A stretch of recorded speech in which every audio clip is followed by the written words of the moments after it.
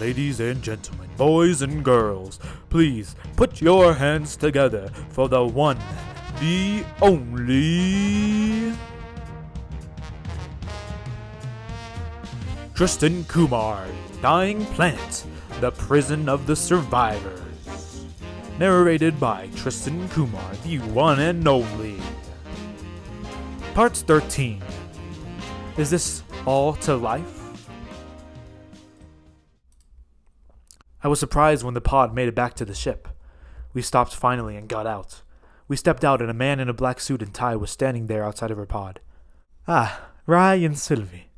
Come with me. General, I will take it from here," the man said. "Listen, guys, whatever you do, when you get in there, don't panic. We need it to happen to survive," General Rogers said. "What do you mean?" I asked, but he left. We followed the man in the suit and he rode up the elevator with us, and we started to walk around the circle again. Finally, we got to a room. It said 576 on the door. He opened it, and there were 2 seats. We went and sat down. He went to the cabinet in the corner and opened it to pull out something. "What I'm about to do to you, I do not want to alarm you with," he said as he pulled out 2 large needles. I looked at Sylvie nervously. "What?" "Well, everything you know is going to be... Well, frankly, it's going to be taken away from you. I'm going to enter your mind and move it into the city below Earth in a different life. You will live that life, but everyone you know now will cease to exist. Or at least until the next centennial," he laughed. My jaw dropped. "No, you can't do this! You can't!" I said, suddenly getting aggressive. "Rai, please," Sylvie started, but the man in the suit inserted the needle and she went limp. "Sylvie!" I yelled, but she was gone. Suddenly, the doctor inserted the needle into my neck.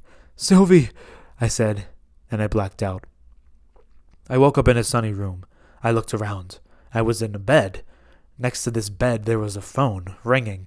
It must have been mine. I looked at it, and it said the name Rodrigo. I answered. "Yo, where are you right now? Your flight is in an hour," he said. My flight? What flight? Where am I?" I questioned. "Oh, Lord. Listen, Rai, we don't have that much time. Get up out of your ass and get to the airport. Remember, you're going to Los Angeles to meet me. You can't stay in New York forever, you know. Hurry up," he said as he hung up. I stood up and went to my window. In shock, I pulled away from the blinds and looked down to see a street. It wasn't close, though. I was about 20 floors up in a building. I stepped back. "What on earth?" I said, but my phone went off again. This time it was an alarm. It said, "Flight 10 a.m. I looked at the time, 9:09 a.m. I shook myself awake quickly and got dressed and headed out. A suitcase was already made, so I must have packed it the night before. I took a taxi and paid with the money that I supposedly had. I got to the airport and got on the flight just in time. Just after around 6.5 hours on the plane, I finally landed. I walked out and a man in a baseball cap waved at me outside. "What's up, boss?" he said. "Hi, you must be Rodrigo?" I asked. "Yeah, good thing you made it. You must have done something up late last night. It looks like you can't remember anything," he said as he laughed. "Come on, I'll take you to the workshop." I got in his car and he drove off. "I have some ideas for this year. Thank God your break in New York ended early or else I would have forgotten it." It went on like this for around 30 minutes until we arrived at a building in the heart of Los Angeles. "Well, here we are, boss," Rodrigo said gleefully as he opened the door. I stared up at the giant building before me. It must have been 200 stories tall. I'm exaggerating, but still, it was super tall. We went inside, and Rodrigo waved at the nice lady at the front desk. I waved too, confused. We headed to the elevator and started to ascend. "Remind me again, I'm an idiot. How did I end up in New York?" I asked Rodrigo. He smiled. "Don't worry, you're not going crazy, boss. I'll remind you if you need reminding. Anyway, you were doing business with your family until they were bombed in the building of New York. You stayed some extra days to bury and mourn them. Still, I'm very sorry. But then I assigned you a contract with you, and you finally came. Still, sorry about your loss, boss," Rodrigo explained. I nodded in understanding, sadly. The elevator doors opened and I stepped out onto the empty floor. "Well, this is our lab for the next couple of months, so come on in," Rodrigo said. "Make yourself at home." "Are you sure this is going to work?" I asked Rodrigo as he moved the energy cord to the machine. "Trust me, you've been with me for a year. Have you not learned that yet?" "Trust me, I got this," he said as he gently moved the energy to the machine. Suddenly, he dropped it into the slot, and a robotic arm lit up blue. "Holy moly, it works!" I yelled in excitement.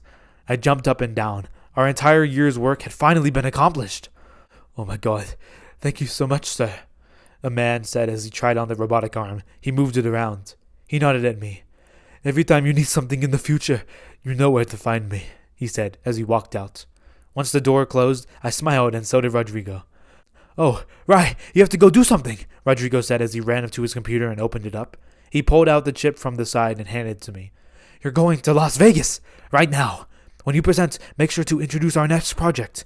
One of our agents is already there to help you out, he said as he pushed me out the door. I quickly grabbed my jacket. See you in a month. Now, run, he said as he closed the door. I smiled and nodded and ran off to my flight. You know, I had a partner once before named Rodrigo, I told Sylvie as we sat on the couch, looking at the energy core, scouring our mind for ideas. What was he like? She asked. Well, we had a contract and he was a nice guy. But after some time, our contract ended, but I was already famous enough until I came here. I don't know what happened, but he left me, I explained. She nodded slowly. Yeah, what a bummer. I once had a partner named Sarah. She was also brilliant, but then I had to come here, and she didn't want to cope with me anymore, she said. I was surprised that she would tell me this. I stood up and grabbed the pulsing cube.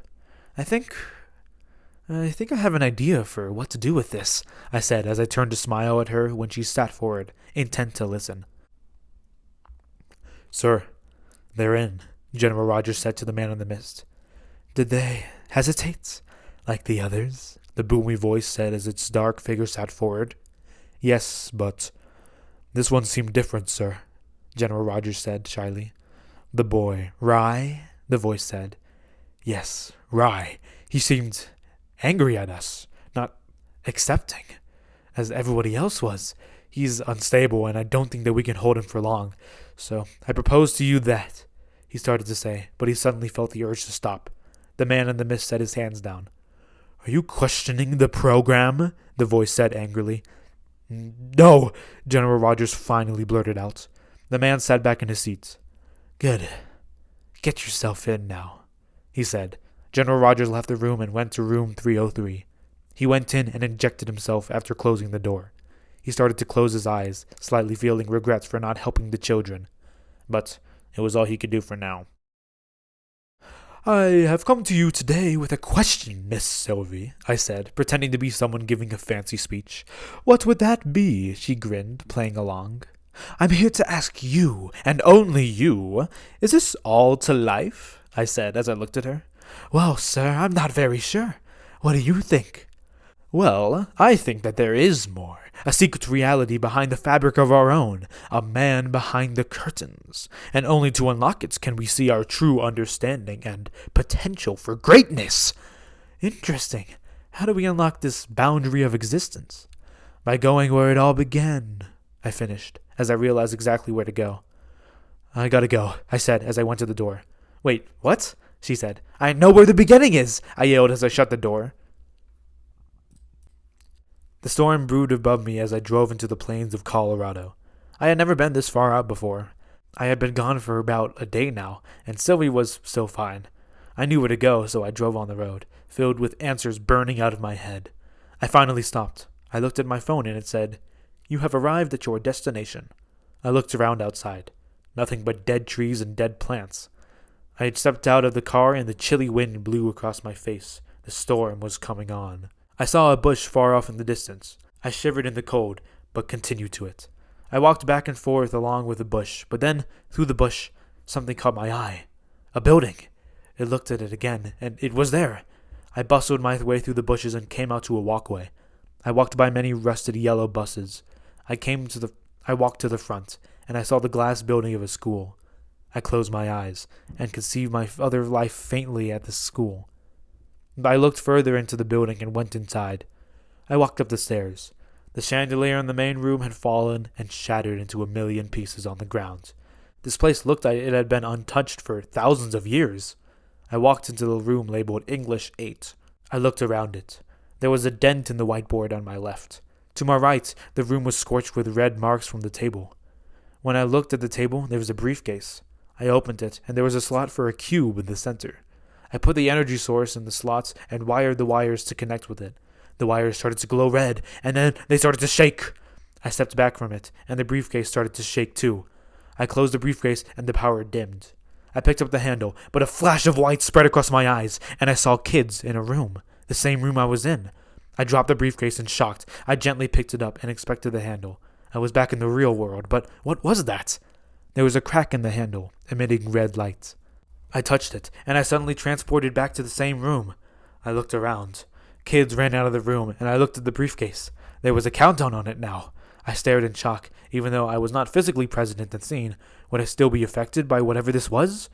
One of the kids looked at the briefcase, then tilted their head. I expected them to run, but they didn't. They walked toward the briefcase and tapped a button on it. He looked up and smiled. Then he looked down directly into my eyes. He grinned even more and bent down to whisper, "I see you, Rye." I let go of the handle and the boy faded away. I backed away from the briefcase in utter fear. I stood against the wall. How could he see me? I took a deep breath, but a hand reached around and touched my shoulder. I spun around and screamed and stared at a man in a hood. He looked at me. "Excuse me, are you Rye?" he said. "Yes, I was just about to leave, sorry," I said as I walked past him and onto the stairs. On the stairs, I heard him gag. I turned around quickly and went back up the stairs. I saw him jerk and shake as something started to crawl out of him. The red hand slowly reached out and then suddenly shot out. It burst through the roof and roared. I screamed in fear and ran down the stairs. At the door, the thing jumped down and shut the door. I turned around and ran up the stairs. The tentacle of the thing grabbed my leg and held me up. I grabbed a knife from the ground and sliced it at it viciously. Its tentacle fell to the ground gorily, but nothing else happened. The tentacle started to shiver and shake. But then it formed fingers, legs, and a body. Then a face with sharp teeth. There were now 2 red monsters. Great. I ran up the stairs back to the classroom and ran past the dead body of the man. He grabbed my foot and I fell. "Chaos," he said as he fell to the ground, dead. I stared at him, but ran into the room and shut the door. The thing banged on the door and started to rip it apart. Eventually, the door flung open and the dust covered the room. I coughed and stepped back, winced at the pain that was about to pierce my body, and dived through the window. The broken pieces of glass hit the ground as I fell in a heavy thud. I stood up and looked around. I was in a field, and the only thing that was in view was a forest. It started to rain. The creatures roared, and I ran across the field. As I ran, another red arm reached up and tried to grab me. Eventually, when I dodged it, it pulled itself up and continued to chase me, pouncing across the field viciously. More and more hands started to emerge as I ran. It was thundering by the time I had reached the forest. I hid in the trees, but they found me. One of them picked me up and opened its head to eat me wide. I quickly kicked it away and ran back to my car. Once I got there, I sped away from the scene, breathing heavily. The beast looked at me and roared. I sighed and drove off. I eventually arrived back at the Four Seasons and stumbled inside my room. Sylvie ran up to my side. "Oh my God, what happened?" she said as she wiped the blood off my arm, but I had already passed out. I had a dream. In the dream, I was back in the school, but not the abandoned one, the one with the active bomb. The kid walked up to the spot where I was and smiled. Then I disappeared. He started to laugh. Then he touched the cube. The energy soared through him, and he started to shake. He let go and ran out. Right before he did, he looked back, and I saw his face. It was no other than a mere character from my memory. A boy named Oscar. This episode was narrated by Tristan Kumar. If you enjoyed this, make sure to check out the next part in Dying Planets, The Prison of the Survivors. Anyway, thank you for listening.